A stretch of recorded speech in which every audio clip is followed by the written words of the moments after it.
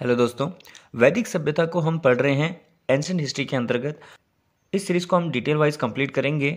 ठीक है, इससे पहले वैदिक सभ्यता का इंट्रोडक्शन मैं आपको दे चुका हूं, जहां पे हमने इनके आभूषण को जाना था, इनके समाज की प्रथाओं को जाना था वैदिक सभ्यता के अनुसार। अभी उत्तर वैदिक सभ्यता इसके बाद आएगा। ठीक है, यानी कि स्टार्टिंग फेज कैसी थी वैदिक सभ्यता की, उसको हम समझ रहे थे।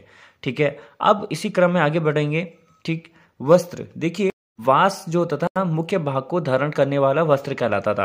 मान लो ये कोई ह्यूमन बॉडी है, ठीक है, तो ये पूरा का पूरा जो हम बॉडी को कवर कर रहे हैं ये वास कहलाता था। ठीक है, अधिवास ऊपर से ओढ़ने वाला वस्त्र होता था जिसको अधिवास कहा जाता था।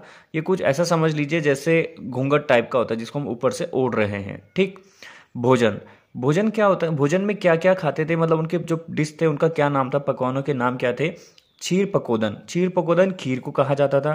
करम्ब जो है दही में सत्तू डालकर बनने वाले पदार्थ को कहा जाता था। सत्तू यानी कि जो जैसे आप लोग कीर्तन भजन करते हैं तो शाम को बनाते हैं ना पिंजरी, तो कुछ उसी टाइप का ही होता है। ठीक है, अपूया, अपूया मालापुआ को कहा जाता है, ये भी काफ़ी फेमस डिश है। ठीक है, चलिए इनके पशुपालन को कवर करते हैं। पशुपालन में क्या क्या थे, देखो महत्वपूर्ण पशु था जो इनका, जिसको ये मतलब काफ़ी पूछते भी थे, गाय। ठीक, जो गाय को रखे जाने वाला स्थान था या पशुओं को रखे जाने वाला स्थान था उसको गोष्ठ कहा जाता था। ठीक है, पशुओं की देखभाल करने वाले को गोपाल कहा जाता है। ठीक है, गाय वस्तु विनिमय का माध्यम थी और गाय से संबंधित कुछ महत्वपूर्ण शब्दावलियां हैं। ठीक है, जैसे कि गोमत, गोमत जो है धनी व्यक्ति को कहा जाता था, लेकिन वही जिसके पास मतलब गायें अधिक होंगी तो उसी को गोमत कहा जाता था और वो एक तरह से धनी व्यक्ति माना जाता था। ठीक, गोधुली, जब शाम को गाय जो है जंगल से घास खा के घर को वापस लौटती हैं तो उसको गोधुली कहा जाता है शाम का समय। ठीक, गविष्ठी, गविष्ठी क्या है कि ये युद्ध से संबंधित है। ठीक है, गोचर्मन, गोचर्मन क्या है, गाय के चमड़े के बराबर होता था, इसको गोचर्मन कहा जाता था। ठीक, कृषि, अब जो पूर्व वैदिक सभ्यता है यहाँ पे कृषि कैसे होती थी उसको देखेंगे। देखिए, ऋग्वेद के 24 मंत्रों में कृषि संबंधित जानकारी मिलती है।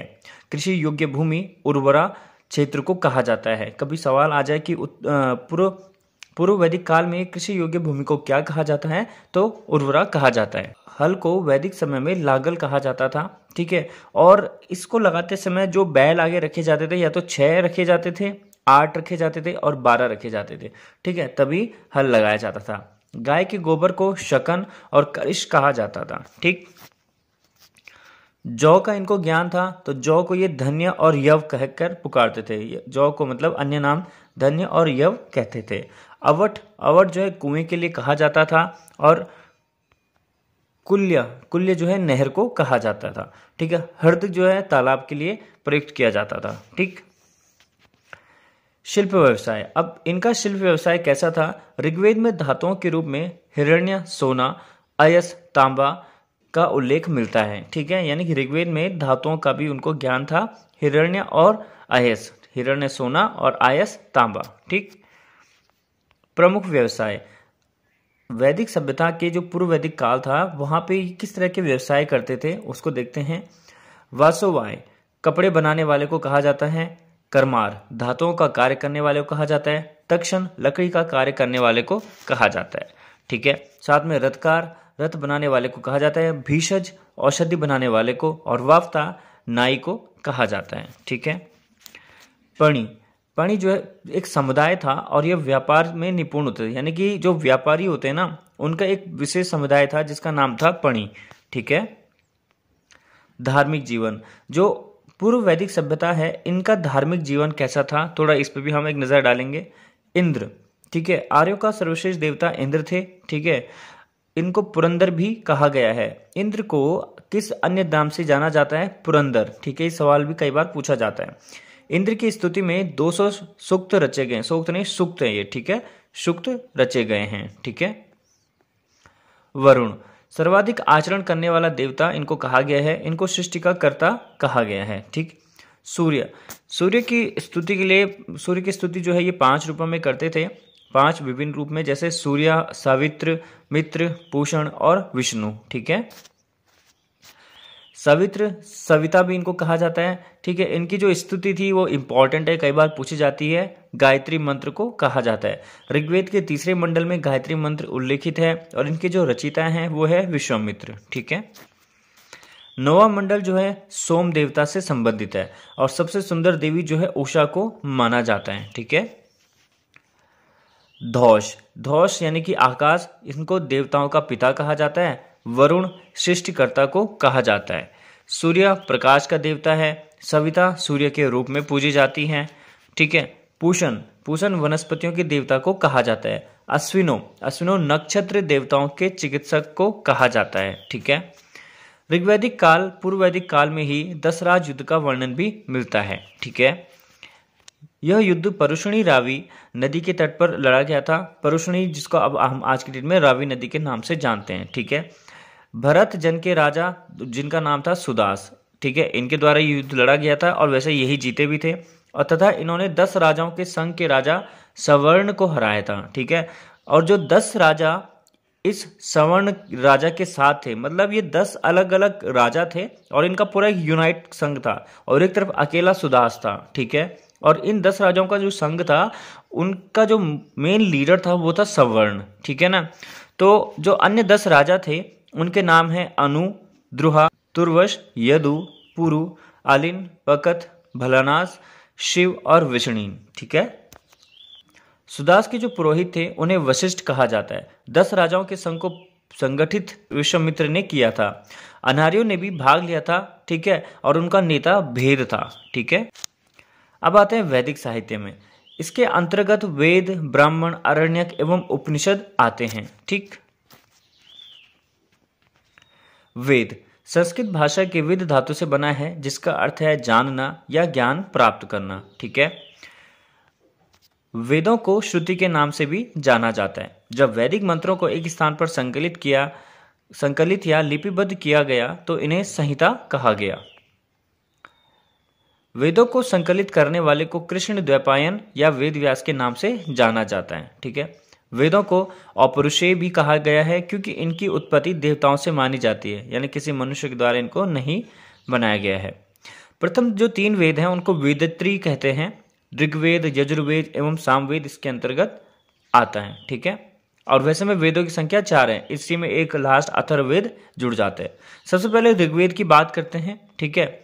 यह सबसे प्राचीन और सबसे विशाल वेद है। ऋचाओं से युक्त होने के कारण इसे ऋग्वेद कहा गया है। ठीक है। ऋग्वेद में कुल 10 मंडल हैं जिनमें से मंडल नंबर 2 से 7 सबसे प्राचीन माने गए हैं। ठीक है। मंडल नंबर जो 8 है वो कंडव ऋषि एवं अंगिरस से संबंधित है और मंडल नंबर 9 यह सोमदेव से संबंधित है। ठीक है। मंडल नंबर 1 व 10 सबसे नवीन है, सबसे नया इनको कहा जाता है। प्रत्येक मंडल अनेक सूक्तों में विभक्त है। ऋग्वेद में मूल रूप से 1017 सूक्त हैं, लेकिन बाद में इसमें 11 सूक्त परिशिष्ट रूप में जोड़े गए जिन्हें बालखिल्य सूक्त भी कहा जाता है। ठीक है। इस तरह ऋग्वेद में कुल सूक्तों की संख्या 1028 हो जाती है। ऋग्वेद में कुल मंत्रों की संख्या 10,580 मानी गई है। ठीक है। इसमें 118 मंत्र दोहराए गए हैं और मूल मंत्रों की संख्या 10,462 है। ऋग्वेद के मंत्रों का पाठ करने वाले ऋत्विज यानी कि ऋषि को, पुरोहित को होता कहा जाता था। ठीक है। इसके बाद आता है यजुर्वेद। यजु का मतलब होता है यज्ञ करना। ठीक है। यजुर्वेद की 2 शाखाएं हैं, 2 ब्रांचेस हैं। कृष्ण यजुर्वेद यानी कि गद और पद दोनों में ये रचा गया है। ठीक है। और शुक्ल यजुर्वेद यह केवल पद में ही है। इसे ही वाजसनेय संहिता के नाम से जाना जाता है। ठीक है। यजुर्वेद के मंत्रों से यज्ञ करने वाले ऋषि यानी पुरोहित को अर्धवायु कहा जाता था। ठीक। सामवेद, साम का अर्थ आता है गायन। ठीक है। संगीत की सर्वप्रथम जानकारी सामवेद से मिलती है। इसमें कुल 10,018 मंत्र हैं। ठीक है। जिसमें 261 मंत्र दोहराए गए हैं। मूल मंत्रों की संख्या 1549 है। ठीक है। सामवेद के मंत्रों का गायन करने वाले ऋषि को उद्गाता कहा जाता था। ठीक है। अब आते हैं चौथा यानी कि अथर्ववेद। अथर्व ऋषि के नाम पर इस वेद का नाम अथर्ववेद पड़ा। ठीक है। इसमें भूत प्रेत, जादू टोना, रोग निवारण, शत्रु दमन, मेल मिलाप, विवाह, आशीर्वाद सूचक मंत्र दिए गए हैं। ठीक है। अथर्ववेद में कुल 20 अध्याय हैं। इसमें 731 सूक्त एवं 5,987 मंत्र हैं। ठीक। अथर्ववेद के ऋषि को ब्रह्मा कहा गया है। इसे ब्रह्मदेव भी कहा जाता है। ठीक है। ब्राह्मण ब्राह्मण ग्रंथ गद्य में रचे गए हैं। ये संस्कृत गद्य साहित्य के प्राचीनतम रूप हैं। ठीक है, ब्राह्मण ग्रंथों में यज्ञ से संबंधित बातों का वर्णन मिलता है। ठीक है, ये एक तरह यहाँ पे टाइपिंग मिस्टेक हो गई है। ठीक है, वेदों के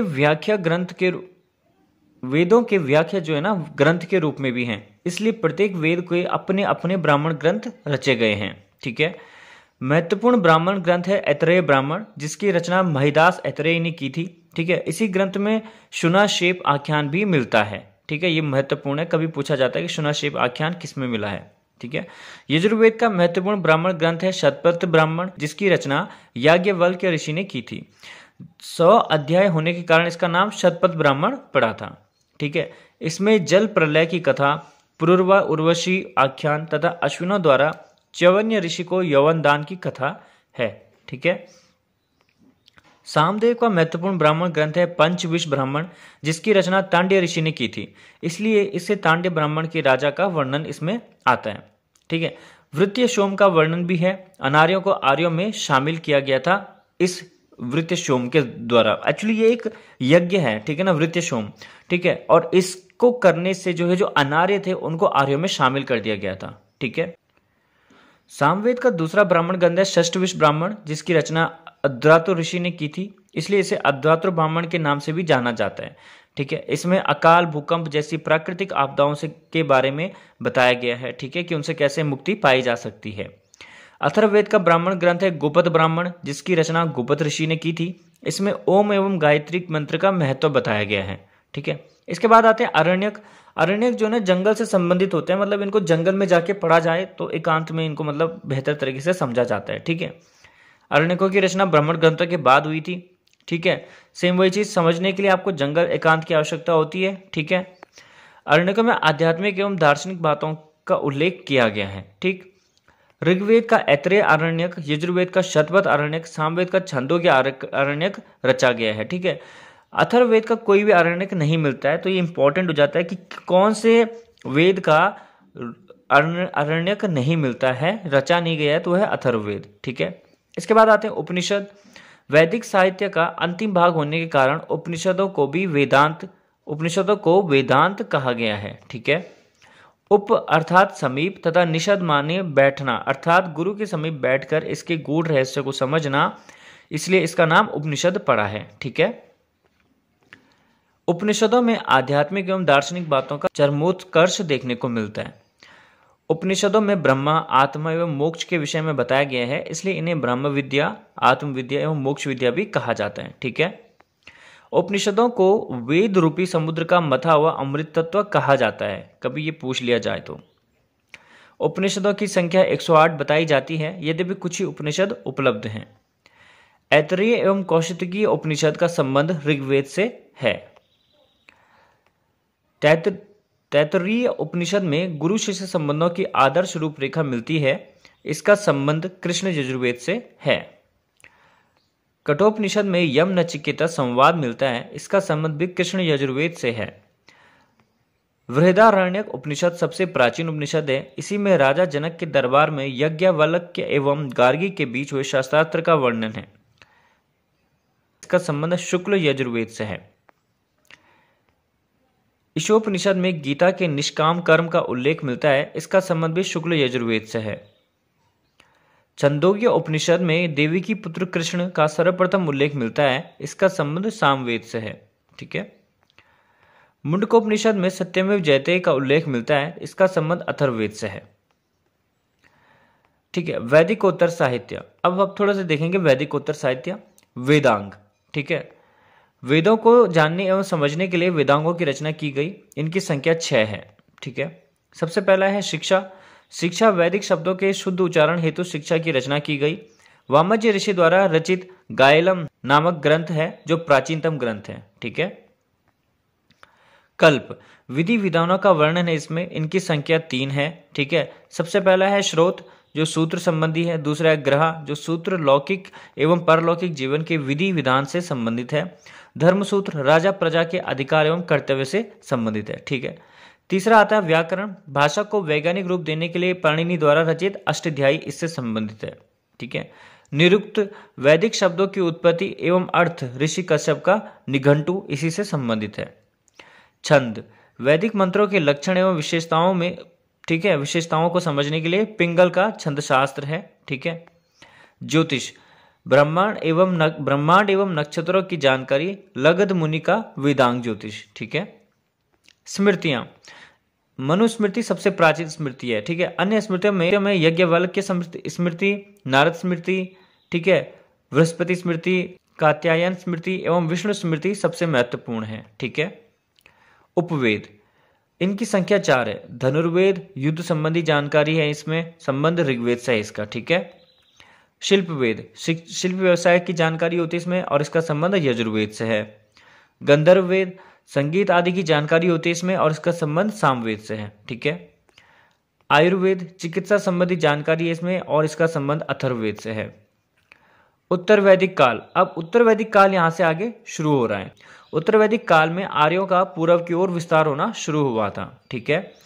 शतपथ ब्राह्मण में उल्लेख मिलता है कि विदेह के राजा अपने पुरोहित गौतम राहुगण के साथ सरस्वती नदी से चलकर अग्नि द्वारा जंगल को साफ करते हुए सदा नीर यानी गंडक नदी के तट पर स्थित विदेह राज्य पहुंचते हैं, जो आर्यों की पूर्व सीमा बनी। ठीक है। अथर्ववेद में उल्लेख मिलता है कि अंग एवं मगध आर्य संस्कृति से बाहर थे। ठीक है। शतपथ ब्राह्मण में सदा नीरा यानी गंडक एवं रेवोतोरा नर्मदा नदी का उल्लेख मिलता है। ठीक है। अब उत्तर वैदिक काल में जो राजनीतिक जीवन था वो कैसा था?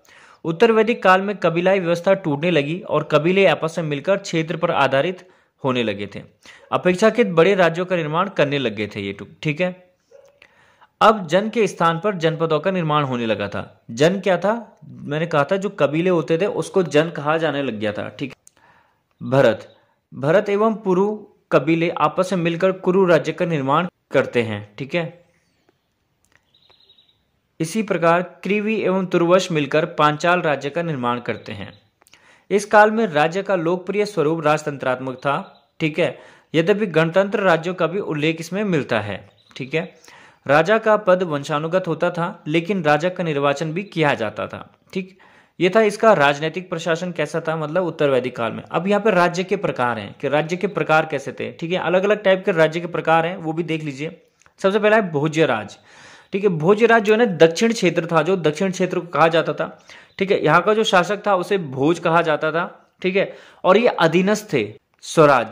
स्वराज्य ये पश्चिम का क्षेत्र था। ठीक है। शासक स्वराट था यहाँ का और ये भी अधीनस्थ था। ठीक। महाराज्य ये मध्य था, शासक राजा था और स्वतंत्र था। तो ये जो अधीनस्थ आए हैं ना वो इसी के अंतर्गत थे। ठीक है।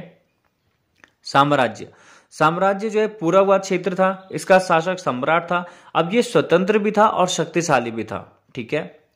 वैराज्य जो है उत्तर का शासक था। ठीक है। इसके शासक को विराट कहा जाता था और ये गणराज्य वाला था। ठीक है। गणराज्य समझ लो जहाँ मतलब जनता के द्वारा जहां पर राज शासन किया जा रहा था। ठीक।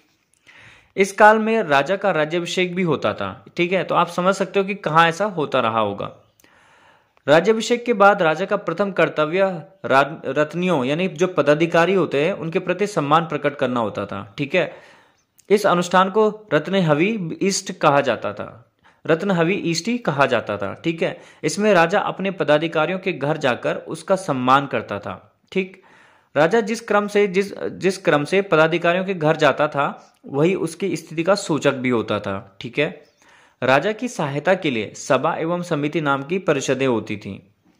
अथर्ववेद में सभा एवं समिति को प्रजापति की 2 पुत्रियां कहा गया है। ठीक।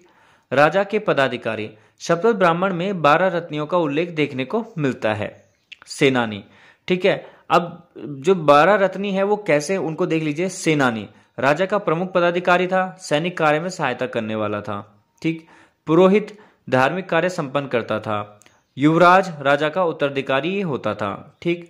महिषी राजा की जो मुख्य रानी होती थी उसको महिषी कहा गया है। सूत रथ को हाँकने वालों का प्रतिनिधि करता था। ग्रामीणी गांव का मुखिया एवं राजा का प्रतिनिधि करता था। छत्ता जो प्रतिहारी होता था। ठीक है। संग्रहित कोषाध्यक्ष को कहा जाता था। भागदूत यह कर संग्रह करता था, टैक्सेस जिसको हम कहते हैं। ठीक। अक्षयवाय, ठीक है, ये पासे के खेल में राजा का सहयोगी होता था।